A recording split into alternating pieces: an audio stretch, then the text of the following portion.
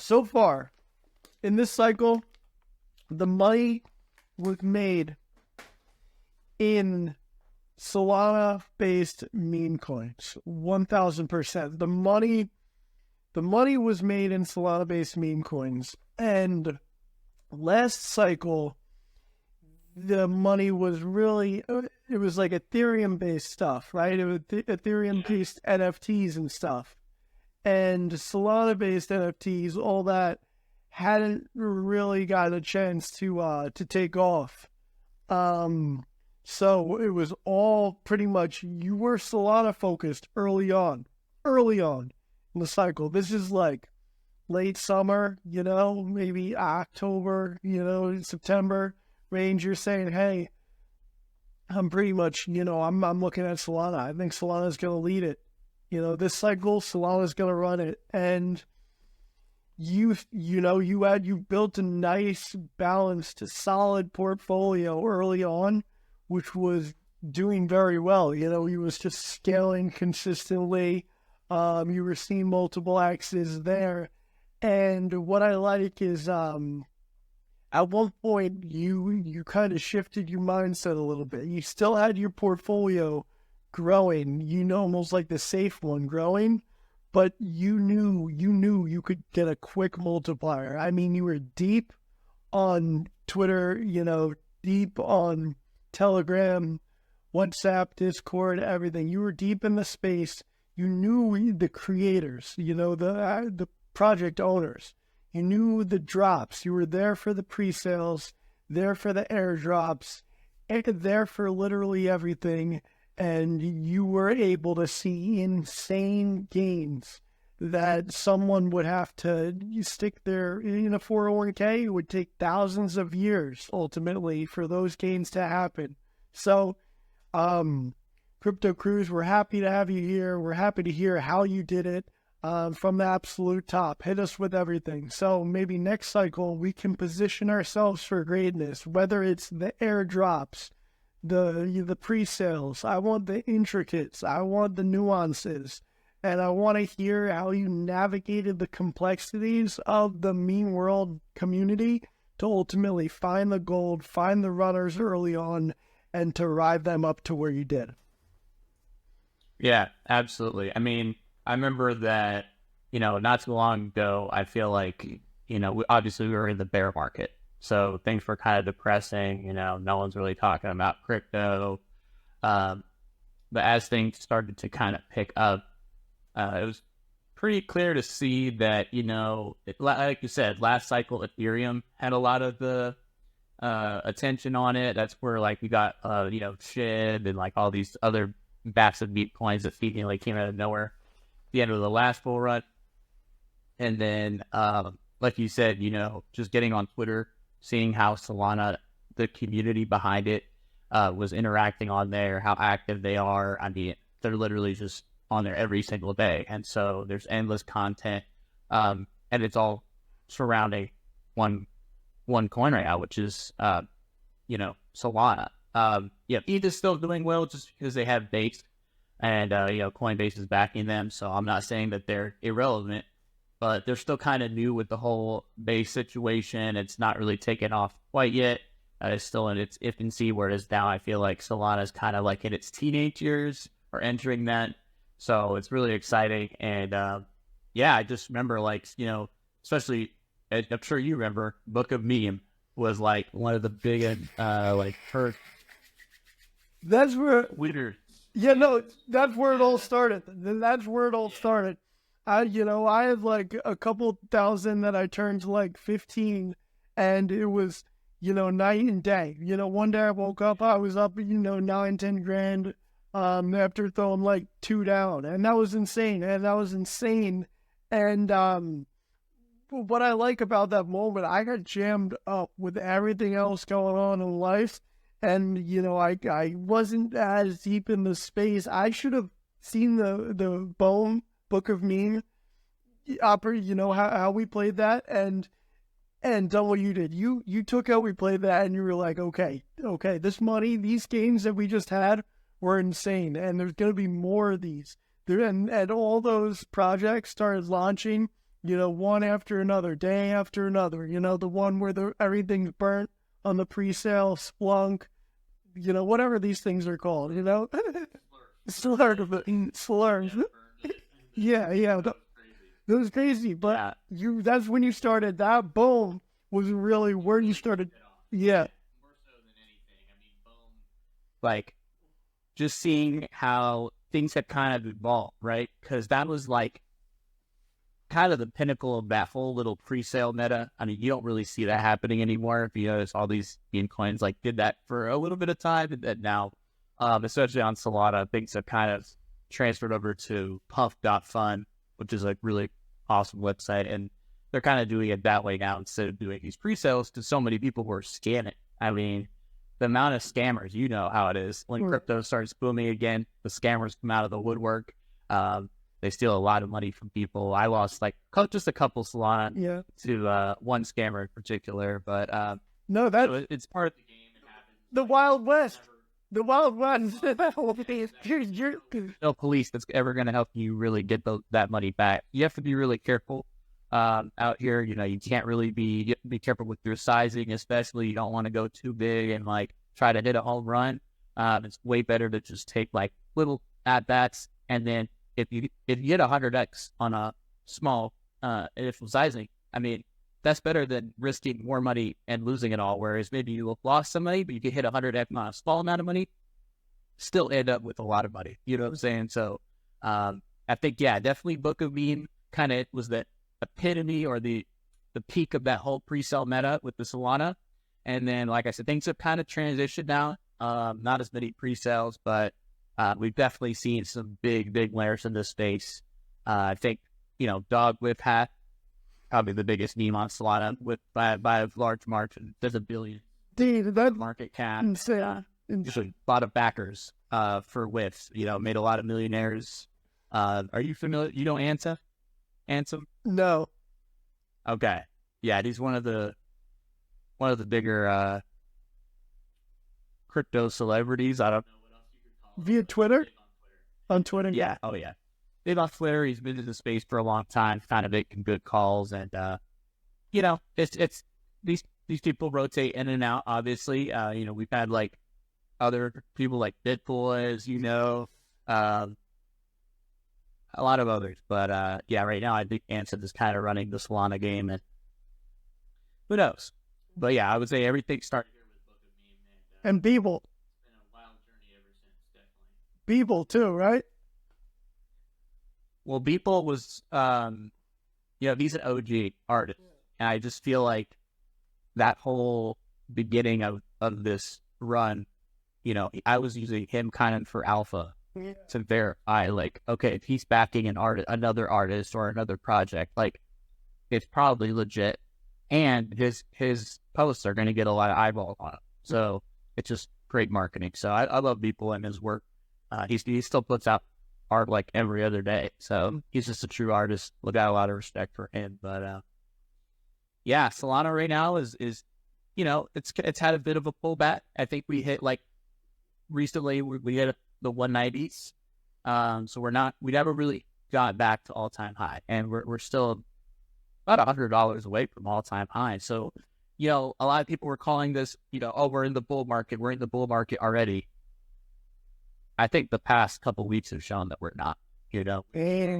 Nearly not in the bull market yet. They were still early. It's just things feel different now because the new 60K for Bitcoin is like the old 40K or the old 20K. And, it's weird to hear that number and not think, oh my gosh, like we're near the top.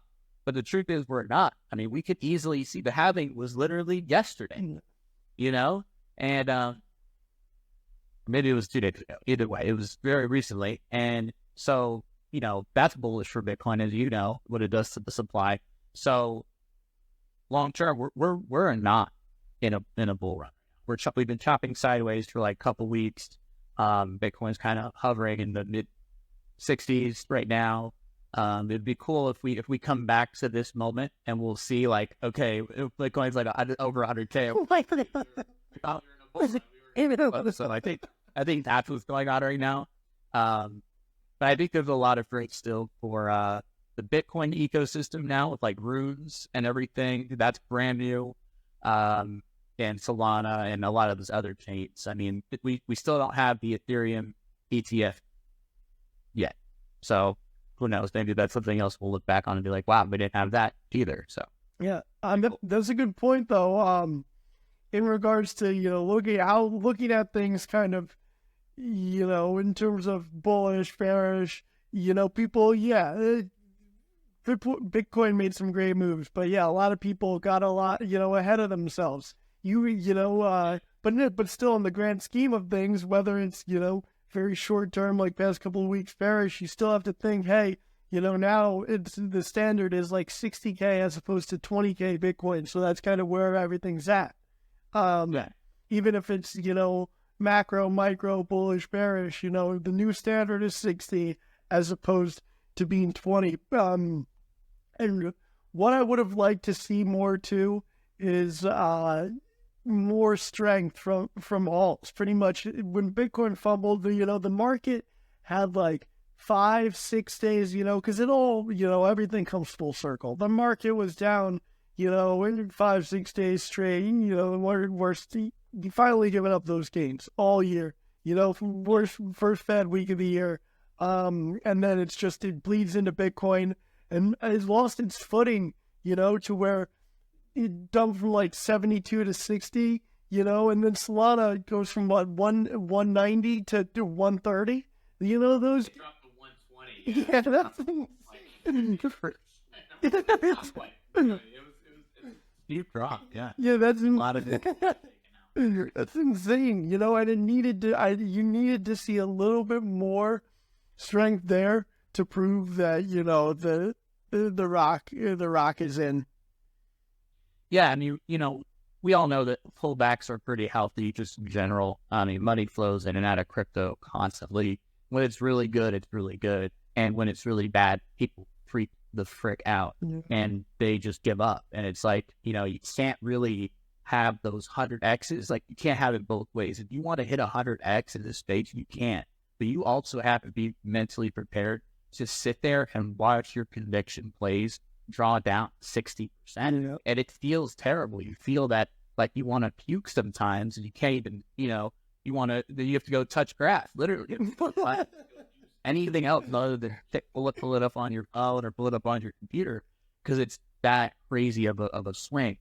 But that's the nature of the beast, That's one thing I tweeted this out is like, if you've done a lot of research and let's say this is not your first cycle, maybe it's like your second cycle of crypto, all the plays that you've made, like, write that stuff down and just promise yourself that when we do have these major pullbacks, you're going to read that note and say like, look, this, don't freak out. Literally, like a message to yourself from the future almost, because it's like, most people are going to freak out and they lose a lot of money that way and then they get turned off by crypto. But just like never afford more than never invest more than you can afford to lose, but also like have conviction even when things are going really bad.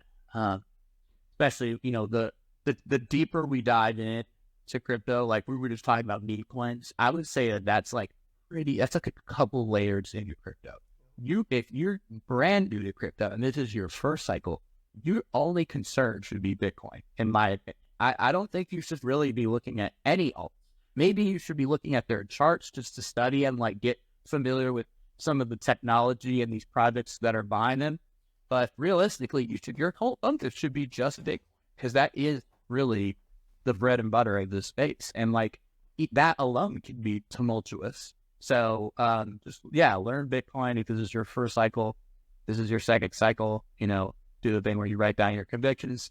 And if you're a crypto OG at this point, you should know all that stuff, right? Like we've been through the storm plenty of times. I mean, we've watched Bitcoin hit 20K, go down to 3K. Then it hit 40, 50, 60K, went down to like almost 15K. And then now we're back in the 60s and it could go a lot higher. But, you could wake up tomorrow and Bitcoin would be at 40K or 45K. And that's just how it is. So, never give up.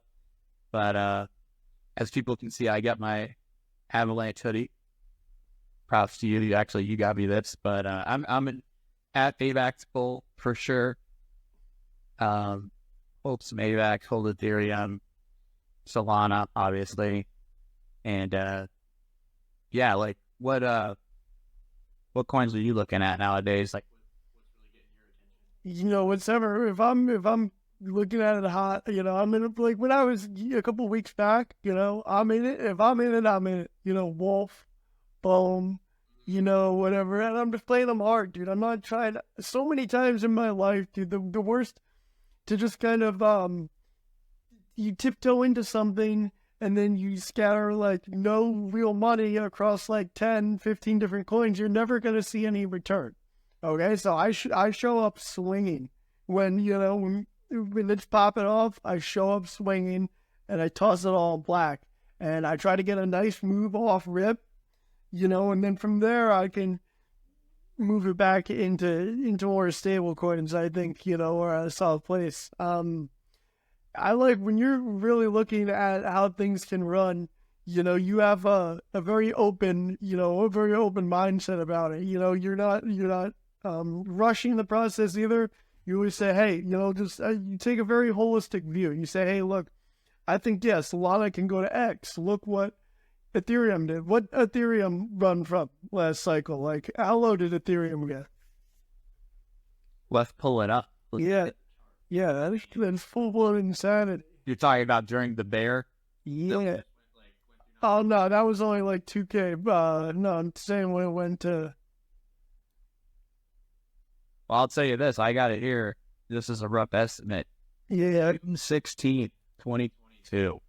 So that's like 2 years ago. Almost 2 years ago. Ethereum was $1,000.68. Yeah. Or $1,068. So we're like 3x from there. A little bit more than that. But we're also kind of far away from the all-time high still. I mean, all-time high of Ethereum 2021 was $4,000. Yeah. Yeah, that's insane. So, a lot of people, a lot of Ethereum bulls, I mean, they know what that's capable of. We can easily get closer to that $1 trillion market cap on Ethereum, especially if the ETF gets approved. And the one thing I kind of wanted to ask you about is, what are your thoughts on Base and Coinbase and that whole like ecosystem that they're trying to build over? Coinbase and Brian Armstrong, whoever it is, they're the most, at this point, as far as the exchange goes, I feel like Binance is always, turning off deposits, this and that.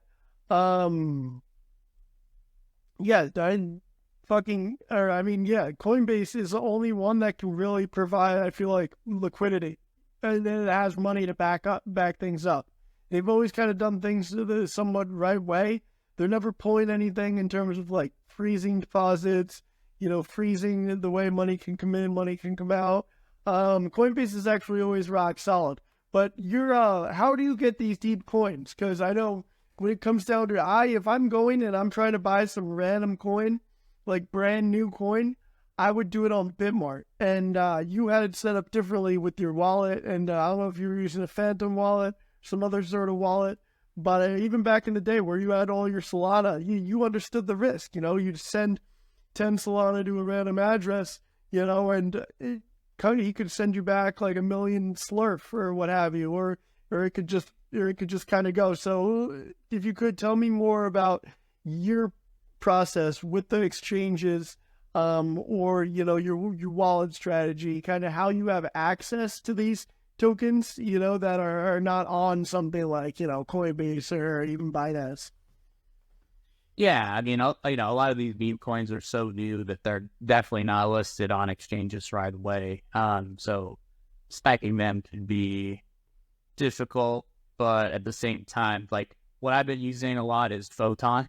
That's probably one of my favorite trading platforms, just because like you can get in, get out pretty quickly. And the only downside of Photon is that you actually can't move the coins off of there. You can only move Solana off. Not the best, obviously, because some of these you might want to hold if you got there, early enough and get them off of the actual exchange. But Yeah, but using Photon, Jupiter, I'm really bullish on Jupiter as a decentralized exchange. Any like major meme coin is going to get listed on Jupiter if they're legit. So again, I'm not saying that there aren't like rugs that get listed on there as well, because there definitely are. It's not a clear cut sign if it's on Jupiter that's not going to rug. But definitely Jupiter has been big. I'm not a big fan of Radium. I think that their UI is terrible, and I don't enjoy it being on their platform at all and using that. I think Jupiter kind of blows them out of the water in terms of the UI interface and stuff like that. But yeah, I mean, and the Telegram, you saw that I use Telegram, use bots sometimes to kind of like snipe points early as well. I think you kind of have to have all of those things. And then Phantom Wallet has just been so clutch. I mean, it's pretty easy to use. I think that most people are kind of familiar with Phantom, but if you're not, you can literally get it on your phone. It's a tap, but you can also get it on the desktop as well. But yeah, Phantom Wallet has been big. I think kind of learning all that and having some practice, kind of like buying certain coins and moving them around is a big learning curve if you're not familiar with it at all. I have a lot of buddies of mine that have gotten into crypto for the first time. They just didn't know about any of this stuff. They didn't even know what a wallet was. So definitely doing some research ahead of time. But if you guys are looking for some like easy to use tools, I think for me, there's like a set of parameters that I use, and one of them is definitely wait to see if it gets listed on Jupiter. Some of these are a little late.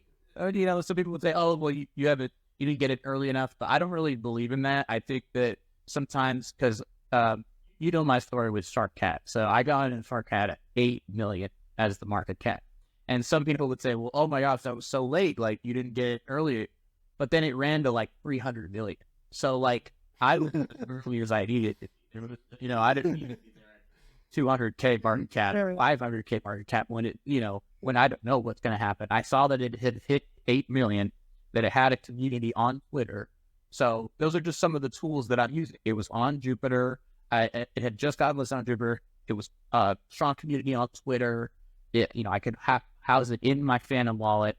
That combination of things is kind of what led to making that play.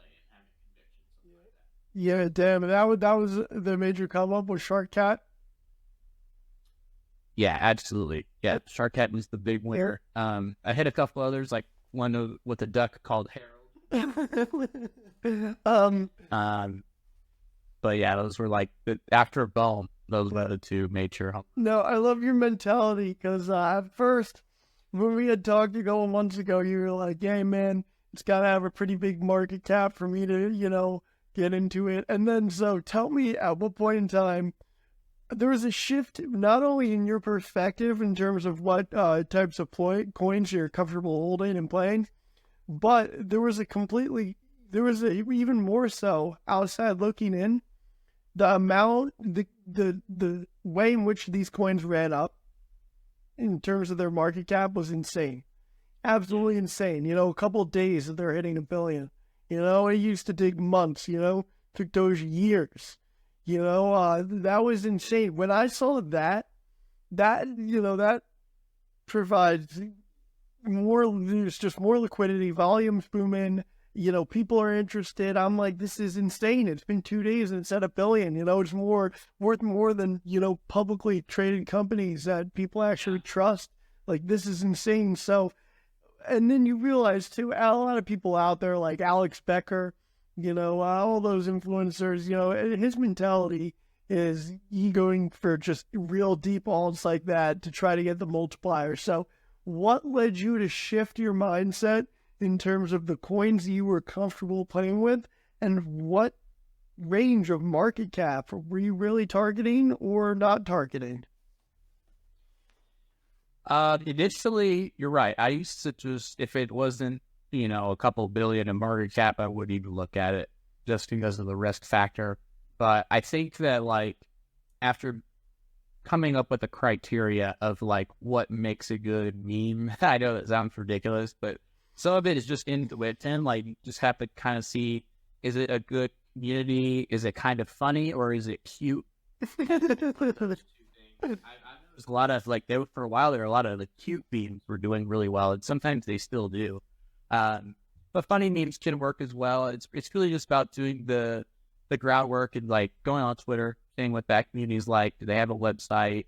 You know, what's the situation with the distribution of the tokens and like who holds what percentage? You know, obviously you don't want someone like holding a major bag and then they could just dump on you.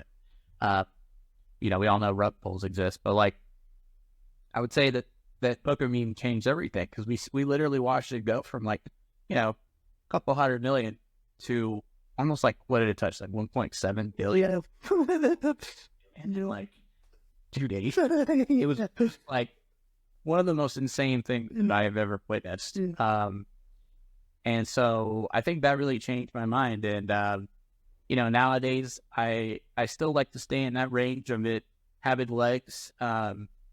It's hard to like fail with that Shark Cat formula where it's like anything in the maybe like $5 to $8 million range. I like to kind of pick them up there and see if they can do a quick 2 or 3x, and anything above that obviously is great. But I don't know. It really just depends. Depends on like how long you want to hold it. One of my favorite memes right now is the Bowden meme, the Joe Biden meme.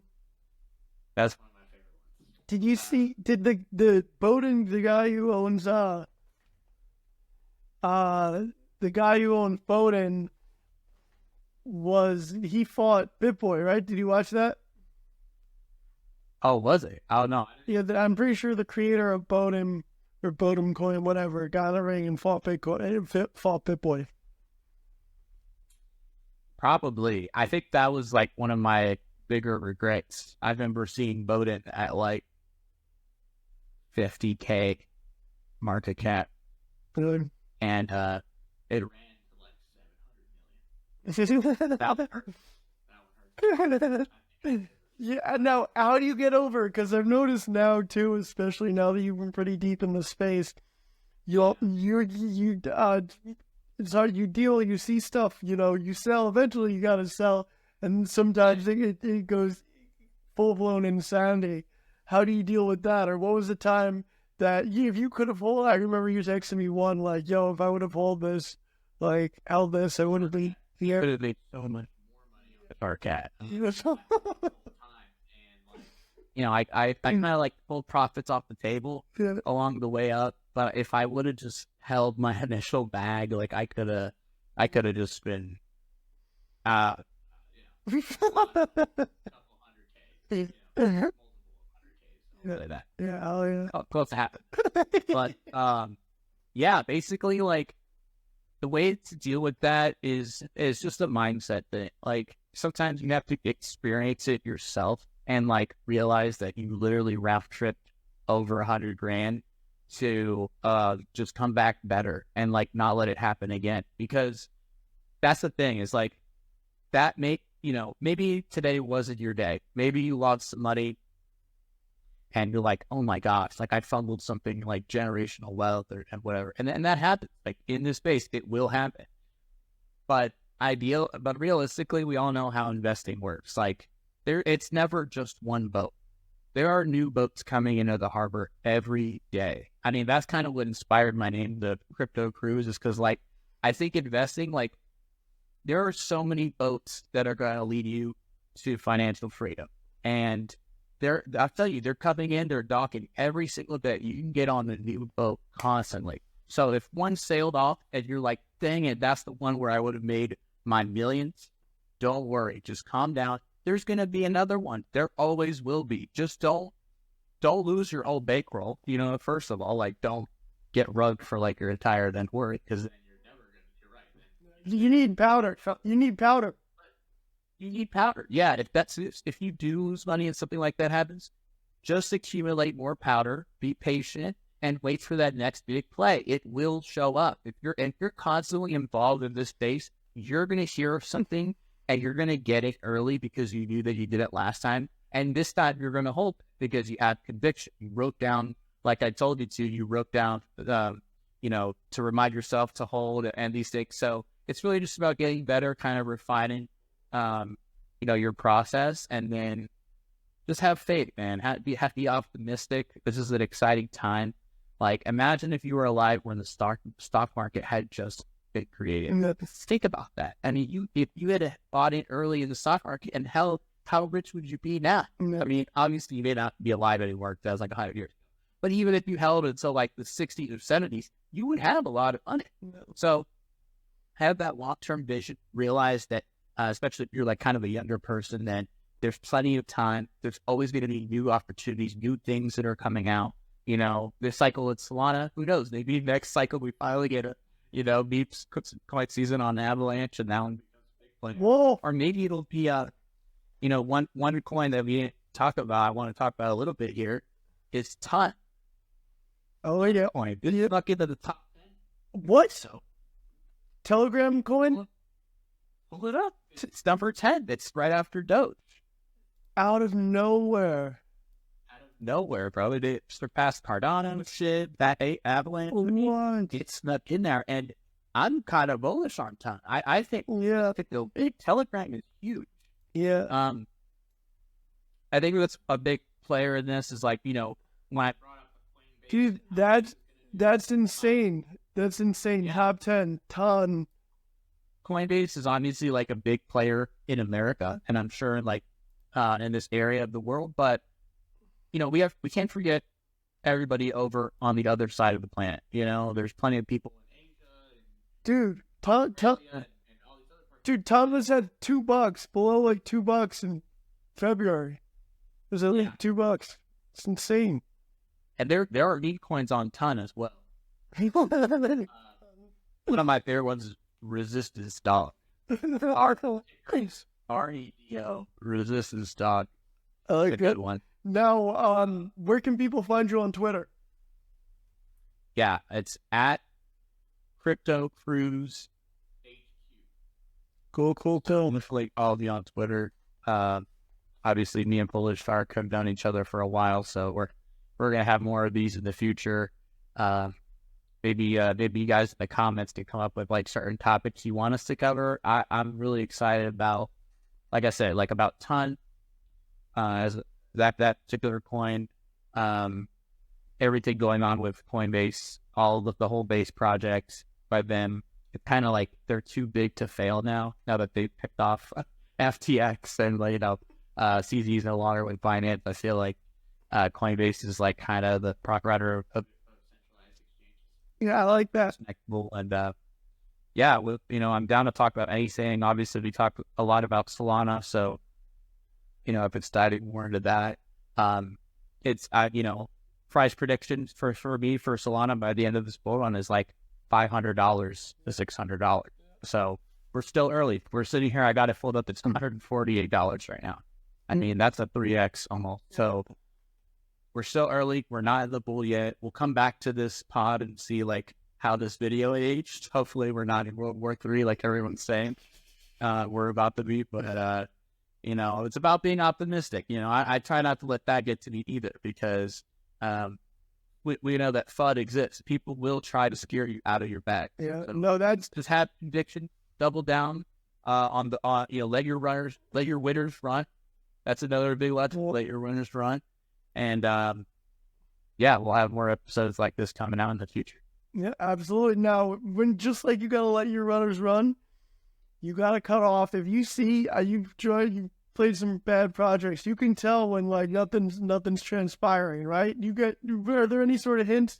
You told us what you get hints in terms of good signs. What are some hints that maybe this is a shitcoin? There's going to be red flags. I would say if the it's a good one. If you're on Twitter and you join their spaces, if they're doing a space right after launch, and it sounds like sketchy in any way. Like I was in one the other day for this coin, and they were doing like emote sounds while people are talking, and it's obviously the host that's doing that. Because it's like he's doing like a soundboard and he's doing that, and I was like, this is so sketchy. Not professional. I don't know what these guys were trying to pull here. I immediately got out of that project. I just didn't stand for very long. it just, for me, it's like there's going to be signs for sure. Use Twitter appropriately. Make sure that the community is actually there, that the project is sound. Don't follow any of these crypto influencers.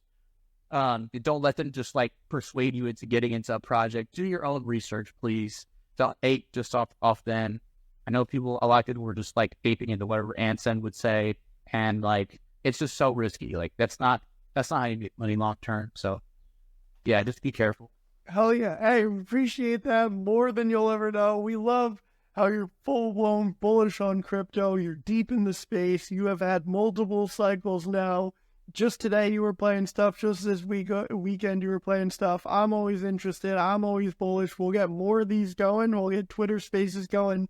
We'll pop off on Discord. We'll get it moving on Telegram. And yeah, thanks again for joining. That was massive.